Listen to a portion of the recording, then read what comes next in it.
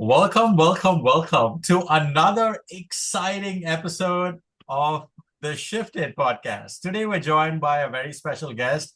We're joined by the world famous, or soon to be world famous, Kristine Reiner. She is a senior entrepreneur based in Sioux Falls, South Dakota, who was recently on a national reality TV show called The Blox, which I was on as well, different season.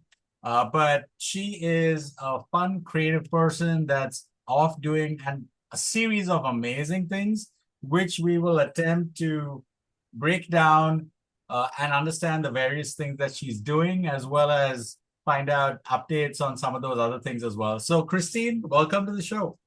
Hi, I'm so honored to be a guest on the Shifted podcast. Thank you, Rajiv. Thank you, Robert. How are you guys doing today? Doing well. Hanging it.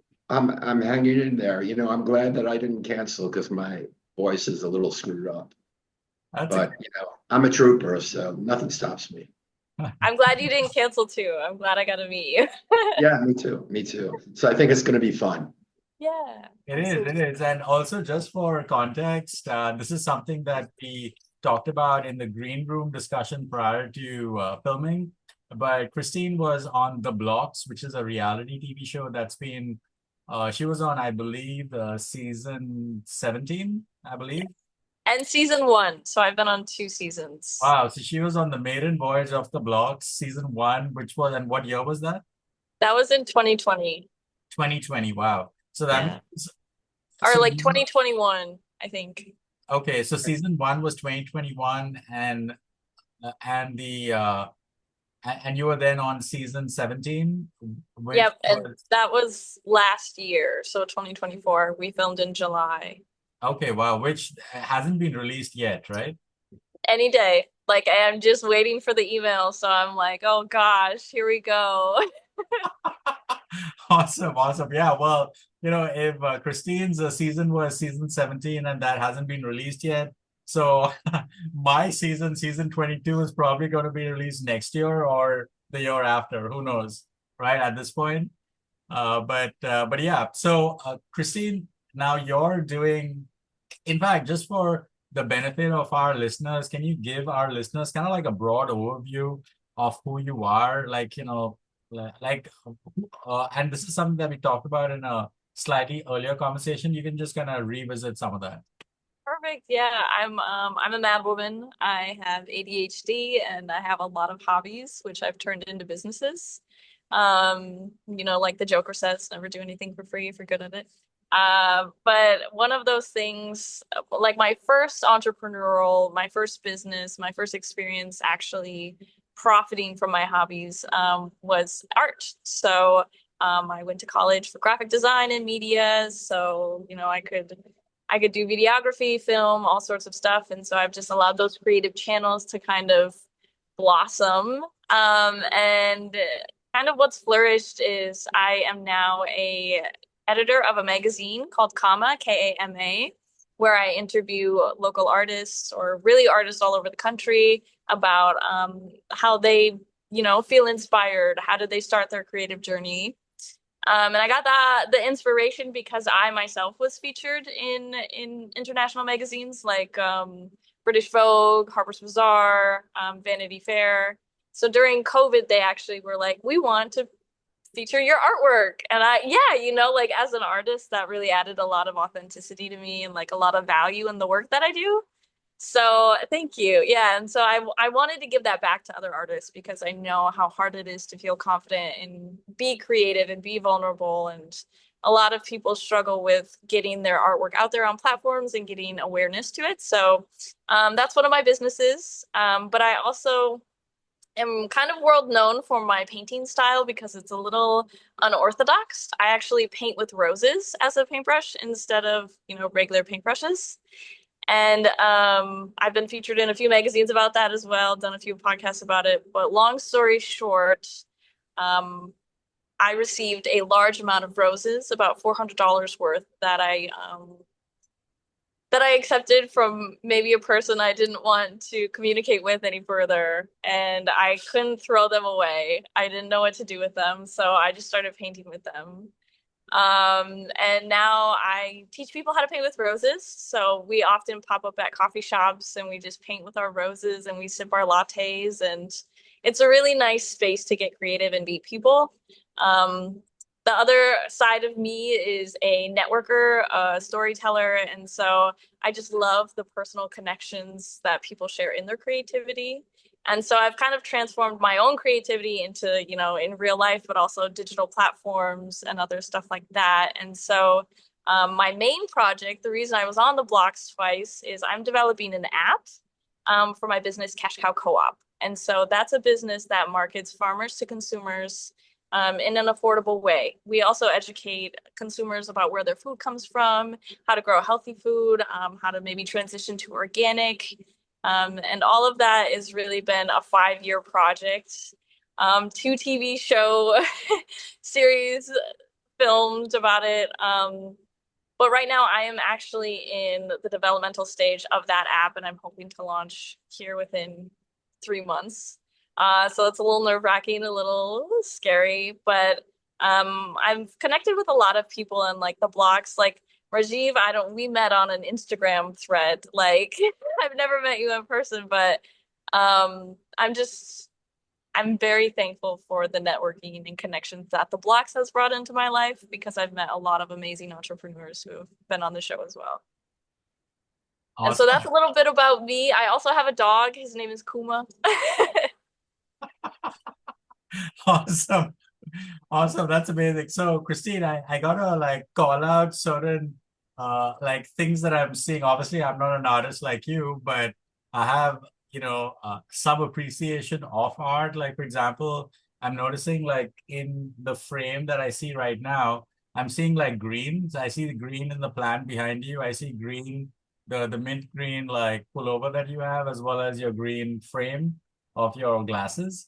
So I see green. So the green is great. So green, I think, is supposed to attract favor, positivity, money. It's supposed to attract like money, Benjamins, all that good stuff. So I think like that's obviously something that I'm seeing. So that's great. It's definitely looking good. And I think given the fact that we're approaching summer, or depending on which part of the country you're in, like here in New York, we're sort of in that about to get into summer mode. Uh, is it summer where you are? It is. It is hot. Yeah. Oh, okay. It's hot here. We're like 80s. But I'm in a sweater just because I'm always cold. But yeah, it's nice, and finally, I don't know, South Dakota is kind of like you never know when you're gonna get snow. So it might snow in May. Are So you serious? I'm 100% serious. Has Yeah. it snowed in May? Yeah, we've had blizzards in May before. What? Yeah. I'm living Yeah. in the wrong place. I need to move to South Dakota. Due to like all the climate change though, we've had a really mild winter, like several really mild winters. Yeah. So I joke with my sister who lives in Flagstaff, Arizona, like she's gotten more snow than we have, and she lives in the desert. Yeah, I know. It's wild. That is crazy. Yeah. That is crazy. Okay. So also, Kristine, why don't you tell us about the app the app, I think it's called Cash Cow Co-op, right? Yes, it is. And so the app has been kind of a secondary phase. So our original phase with the business, we started an online directory, just a free thing where people can go and see, where local producers are and how to find them, instead of just constantly going to Walmart to buy your bleached meat that probably is going to make you sick. Like, maybe I shouldn't call out names. I don't want a lawsuit, but allegedly bleached meat. But consumers really, COVID accelerated the idea. We had gone home to see, the family farm, and there was just semi truckloads of livestock being euthanized by farmers, because they couldn't get the livestock to the processing centers because it was all back up due to COVID shutdowns. So all of this food that was, their livelihood, what they've been growing, they had to euthanize and then bury. And so I was like, this is a really big problem. Our food chain is very weak. Like, how can we like what can I do to make it better? And so I just kind of built a website and made a directory. And that's branched out into now becoming an app where people, hopefully nationwide in a few years, can use it to locate the nearest farm stand or learn how to, grow an organic garden. The app is also going to be helpful for producers to sell to restaurants. So like a lot of restaurants will be utilizing the app as well, hopefully, so that they can support those local producers and kind of give a little bit more strength back to that food system. So Robert, Robert and I are both like foodies. We just love food. Like you have no idea. It's almost like it's the lore. It's almost the lore that Robert uses whenever he comes to New York by saying, "Hey Rajiv, listen, how are you doing? And there's this new restaurant that I found out. It's a hole in the wall. It's a dive, but I hear the food is magnificent. Are you interested?" I'm like, "Hell yeah, let's go." So that's usually kind of the rules that Robert uses, which is 100% effective, always proven success. So Robert, based on what Kristine is telling us about the whole ecosystem of, having restaurants direct access to farmers, like how does that idea, resonate with you? I think that's great. And I hope it can be a nationwide thing, and everyone has a different idea as to what good food represents, right? Some people have to eat organic, other people mix it up, and some people think that's a bunch of crap, right? So it's really a question of where you are at in the so-called food chain, and whether you eat meat or don't, blah blah blah. So it's a very personal thing. So it's hard to satisfy the population these days when it comes to things like that. It really is. So Robert, I guess I just want to go like one level deeper. So I think like Kristine's app is about connecting the consumers of, like various food sources, vegetarian, meat, and others, with the producers of those food sources, right? So the consumers could be either end consumers or businesses, which in this case could be restaurants. So I guess I just want to ask you, Robert, like, and not to like put the spotlight on you necessarily, but like we can all answer this question. So well, first of all, like, does it matter to you whether what you're eating is organic or not organic? I think it depends. There are certain things that I really like to eat organically, like blueberries, because I heard the pesticides they put on blueberries are really harmful. So that's one thing that I would say I'm pretty, diligent about doing. I don't eat that much meat. I eat a lot of salads, pasta, fish. So I definitely mix up my diet, and I'm happy with that. I'm not a slave to the organic label, and I often wonder how much of the organic food is self-certified, because I don't think they can have enough inspectors to designate when something is really organic or not. They rely on the producers to be honest about it. And I just really wonder whether, there's some fudging there in terms of, what's really organic and what's not. And I don't think it's necessarily harmful for people to ingest different minerals, right? If everything is so pure and has nothing added to it, actually, it may not even be good for your immune system, because you haven't built up a resistance to anything. So there's a lot to get into it. But what I think it boils down to is you have to do what's comfortable for your health, your mind, and your body. And everybody is different. Yeah, that's fair. That's fair. So I mean, I guess, Kristine, this is kind of like also a question for you. So, and again, I'm just good at eating food. Where the food comes from, honestly, I don't care. If I'm being like perfectly honest here, I'm like one of those classic lazy people that says, "Hey, just give me the sausage. I really don't want to know how the sausage is made. I don't want to see the sausage being made. I just can't stand the sight of blood." I'm like one of those people, right? So right? So and I'm just asking you, just again, I'm not trying to, this isn't a gotcha question or anything, but I'm just curious, right? Because I think your app is about food related. It's about, connecting people with food sources, literally. So I guess I want to ask you from a like, when we have these different labels, you have kosher, you have halal, because kosher and halal are like two ways of, I think, like slaughtering the animal. So that, because like kosher is for people that are, it's a Jewish thing. Now, again, I don't know whether kosher means it's been blessed by a rabbi and that's why it's kosher, or because it's been slaughtered a certain way and that makes it kosher. Again, I'm not sure as to what it is. Halal, on the other hand, I know, given because I'm from India originally, and in India, like we have a significantly high Muslim population living there. So halal is a way of slaughtering the animal such that I think the blood is drained or something like that. Again, it's not my area of expertise. I'm just sort of guessing here. But my question to you, Kristine, is like whether it's kosher or halal, are those two labels applicable to organic meats, or are those two concepts not related to each other? I would say that it would be related. It's kind of gonna default to what that producer chooses to do. Like I know a friend who has a hot sauce factory in New York, and she is kosher.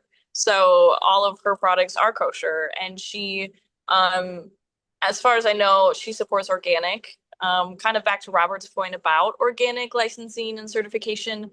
There are so many producers who do produce technically organically, but they're not certified because they don't want to go through the red line and all of the paperwork, or kind of that headache of certification every year. And so like all of those apps, all of that would be welcome. We really don't want to shame people who aren't necessarily supporting organic. It's just more so the organic market needs a little bit more, attention. To bring awareness as to why, hey, maybe you'll feel a little bit better if your food doesn't have as many chemicals on it. So I think both of them can work in tandem, like they kind of almost have to. But yeah, it's so many different layers that go into our food, like before 2020, before COVID hit, I was like you, Rajiv, like I was a lazy, no offense, a lazy consumer who was like, I want convenience. I want it on my plate. I don't even care if it's like the best thing for me. I just need to eat and I want it cheap. But now it's like I'll have a day where I eat, a locally made meal, and it's, it makes me feel better. I'm energized. I'm not groggy. I'm not, like I'm just happier. And then the next day I'll go and eat, say, McDonald's. And I can tell the shift in my body of like, I feel hungover. Like I feel not good with this food. And so that's kind of one of the things that I started noticing. But some people can get really political about it and very, defensive about what's best and how come, this way is that way. But I think we want to be a supportive platform where we give people the options to explore those things and learn about them.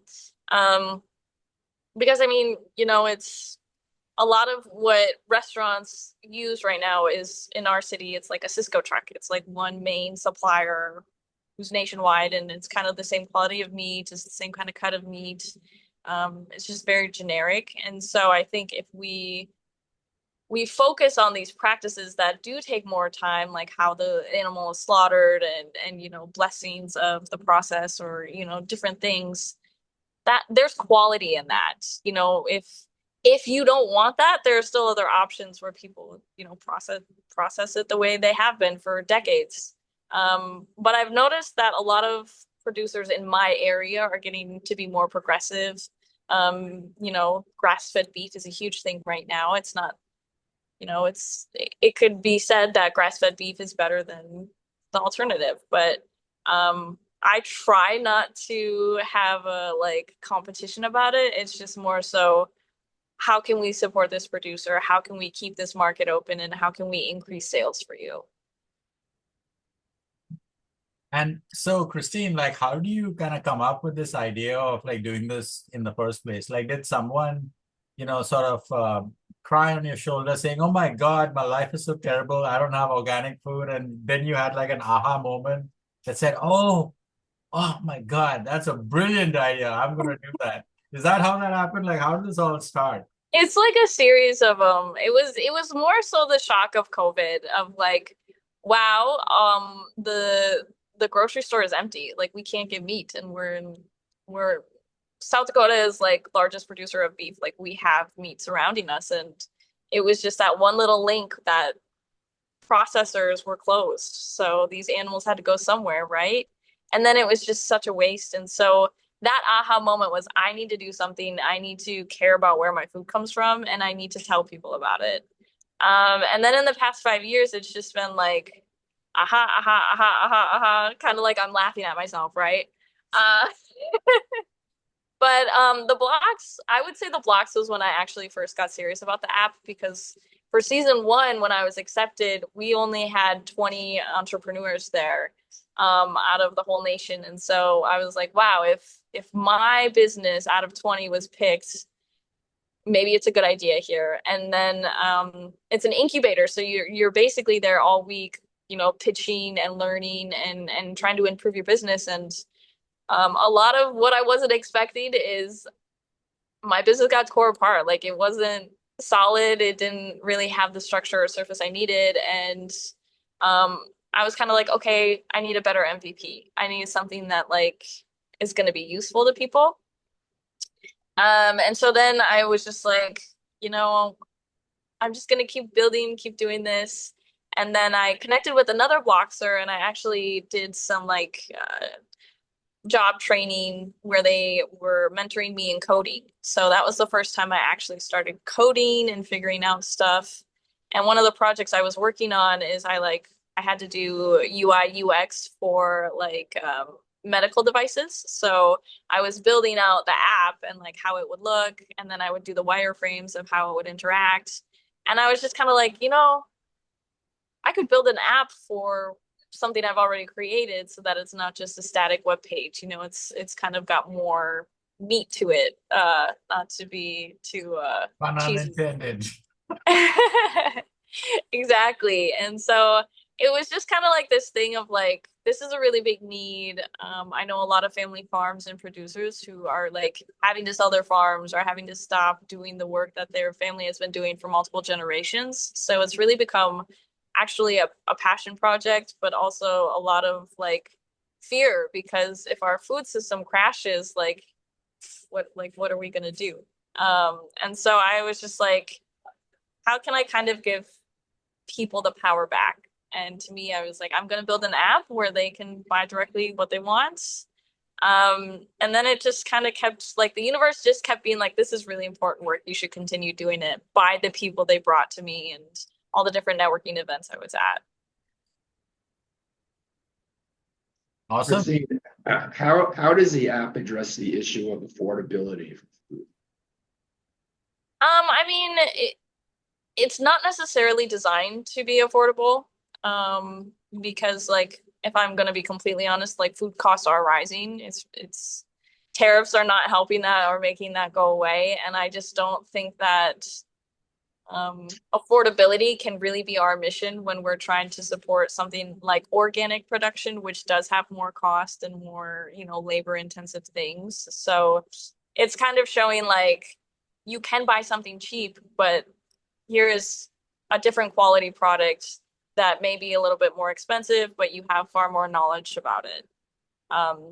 And so when we first launched, it was a nightmare. Like I was so not prepared to launch because the way I had marketed the website and set it up, people assumed that they would get like coupons or deals or, some kind of incentive in that way. And I hadn't been in the entrepreneur circuit long enough to kind of troubleshoot that in my mind before we launched. So now I have like PTSD about launching. I just want to make sure like all of those things are buttoned up and thought of. But yeah, I can't say that one of our focuses is to be affordable because like some things in life, if you want that quality, you are going to have to pay a little more.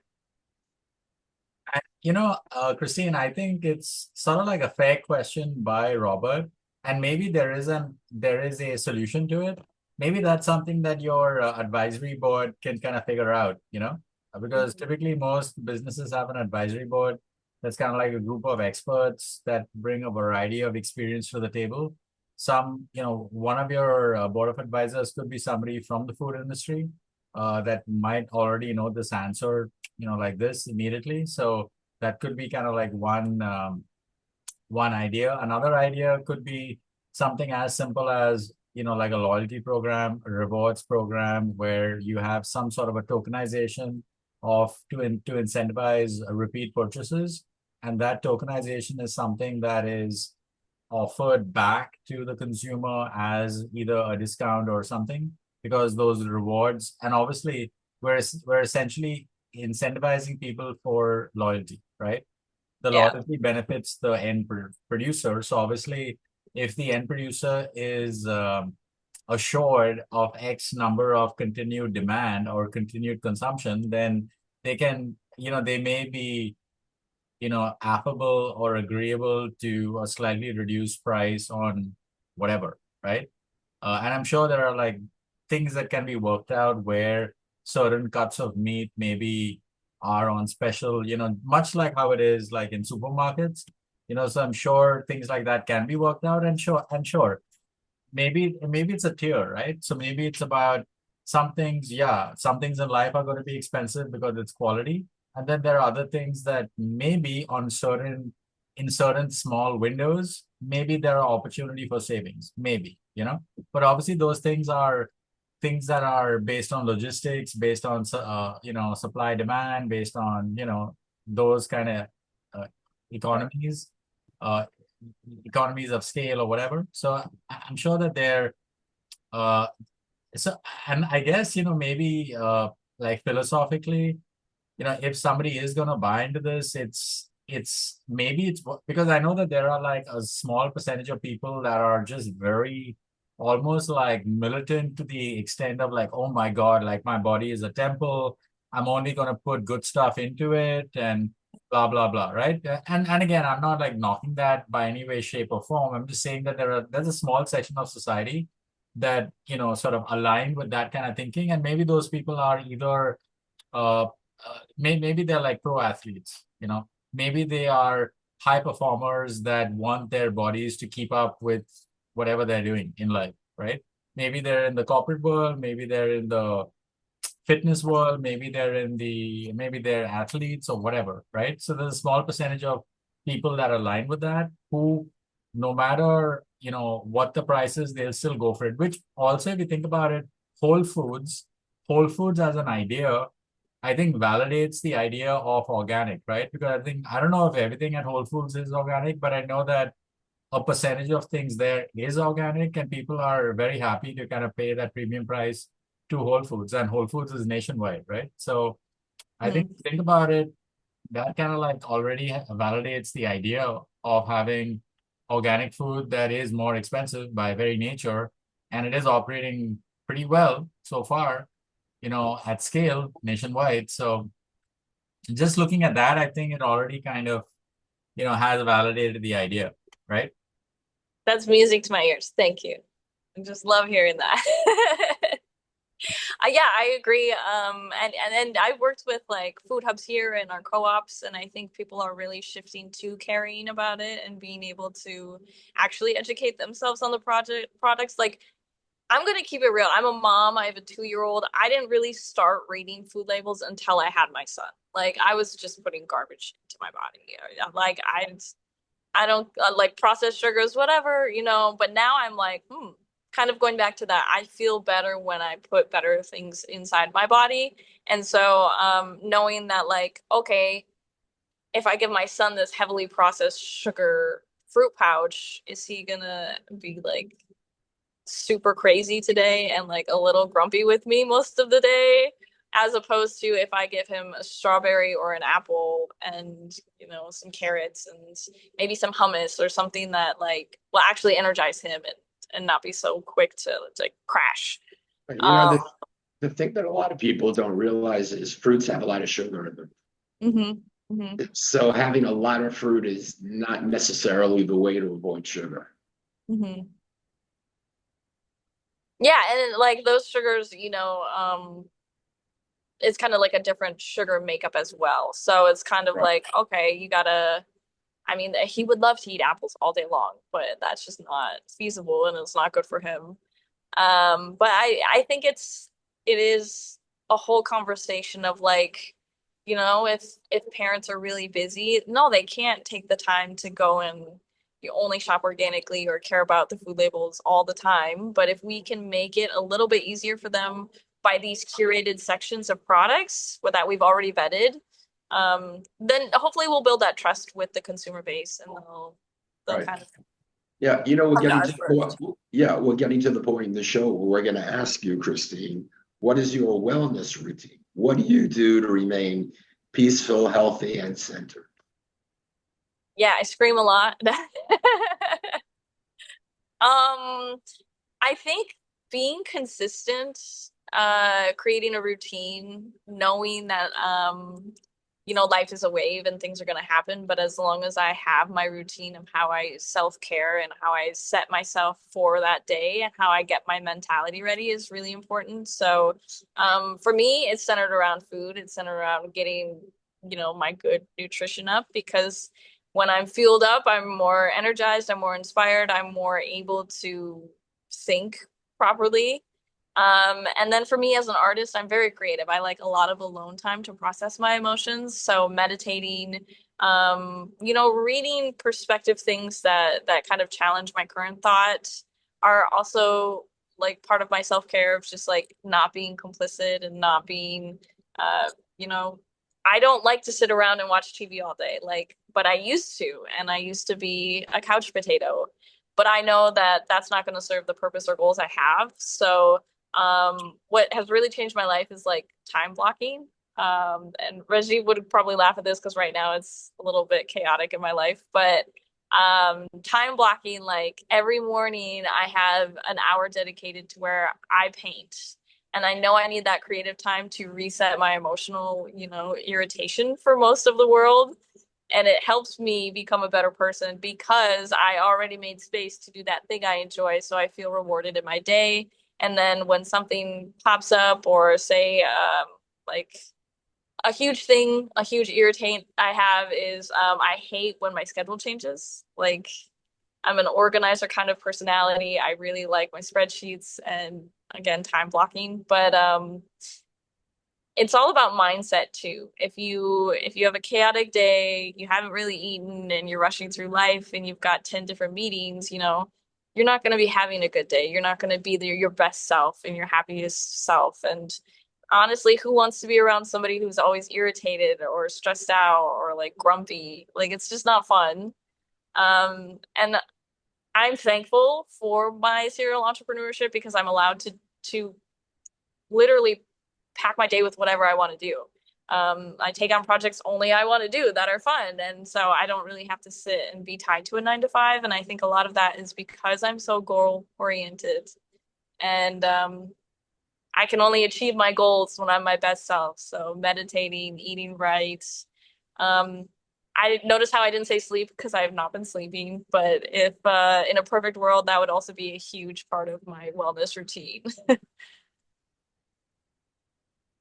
So, Kristine, you kind of said something about who would like to be around someone who's grumpy, irritated, etc. I would like to be, you know why? Because then I would see them fight with other people, which I would find extremely entertaining. So, from my standpoint, I would love that all day long. But I guess obviously that's like a little, contrarian kind of weird. Well, it's a good thing that not everybody is like me, so that you can have those fights and people watch them. Yeah, because one of the hot, searches on YouTube are train fights on the number 6, or train fights on the number 2 train, or train fights on the number 5 train, or the 4 train, or the whatever. You see all these videos. I don't know if they're staged or real or what, but like apparently that's a thing. It's a thing where people there are at certain times of the day or night, you have a whole bunch of like shenanigans that are happening on certain trains. Uh, All and right, and I've actually like gone looking for those shenanigans, but not once I've ever seen them. So I don't know if Rajiv, it's maybe real. you need to start your own fight club. I am I'm taking on applicants. I'm taking on applicants. So yeah. I'll If anyone join. I'll join. But Yeah. edit this part out so the world doesn't know because it's Fight Club. We shouldn't talk about it. Right. That's right. I love that perspective though. Like you're ready to be entertained by people in any any mood that they're in. Just don't get in the way. Don't get in the middle. Yeah, never. Yes, Robert. What Robert said. Yes. That's right. That's right. That's amazing. So, Kristine, this has been like an epic conversation. I think we covered a lot. We covered like a very interesting topic here, which is about food, which I think is something that everyone can really relate to and will sink their teeth into, pun unintended. But yeah, so it's just been a delightful conversation. Thanks so much for stepping away from, your busy day to kind of join us. So thanks. And, we'd love to have you later on just to kind of see, to observe the success of your app, the Cash Cow co-op app, to kind of see how it's doing and stuff like that. So thanks again for hopping on. Yeah, thank you. It's always a joy to spend time talking with you. You are a riot. I love it. And I'm happy to talk about my baby, my little app. So yeah, one day it will be nationwide and everybody will use it. It'll be like the Google of shopping for organic food. So I really appreciate you letting me share it and tell kind of my story about who I am. I really do. Thanks a lot for being on the show. Yeah, thank you. Bye.